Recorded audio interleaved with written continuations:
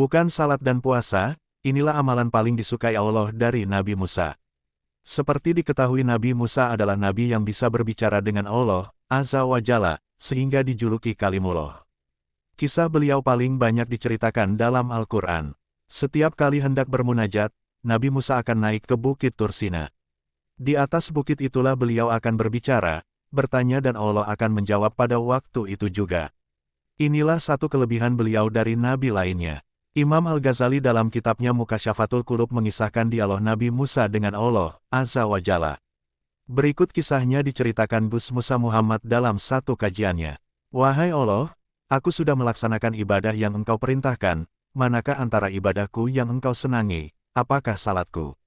Allah kemudian menjawab pertanyaan Nabi Musa, salatmu itu hanya untukmu sendiri, karena salat membuat engkau terpelihara dari perbuatan keji dan mungkar.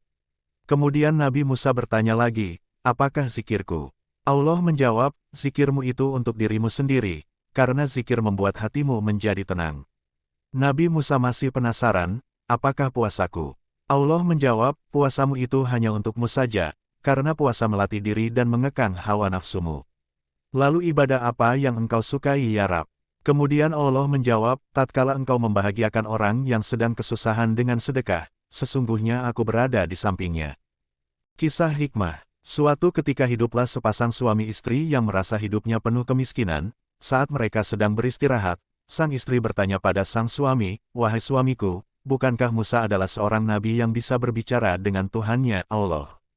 Kemudian suaminya menjawab, ya, benar. Kalau begitu kenapa kita tidak pergi mendatanginya dan mengadukan keadaan kita kepadanya? Kita meminta padanya agar berbicara kepada Tuhannya tentang keadaan kita dan memintakan diberi kekayaan, ucap sang istri.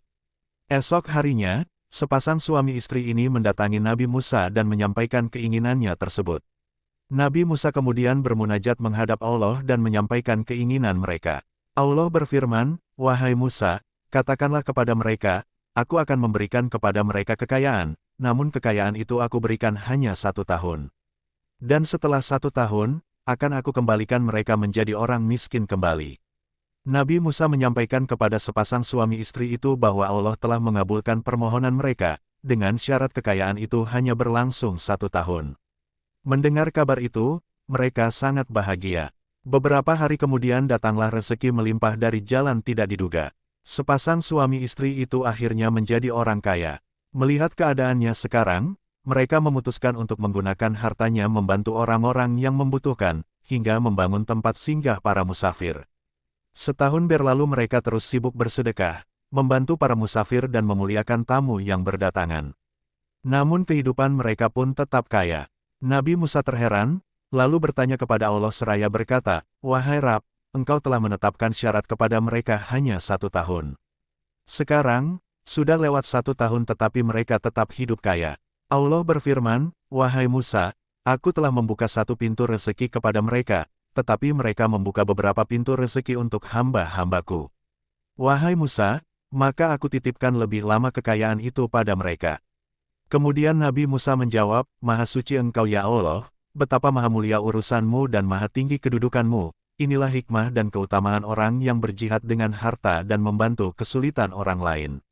Allah berfirman dalam Al-Quran, katakanlah, sungguh, Tuhanku melapangkan rezeki dan membatasinya bagi siapa yang Dia kehendaki di antara hamba-hambanya. Dan apa saja yang kamu infakkan, Allah akan menggantinya dan Dialah pemberi rezeki yang terbaik.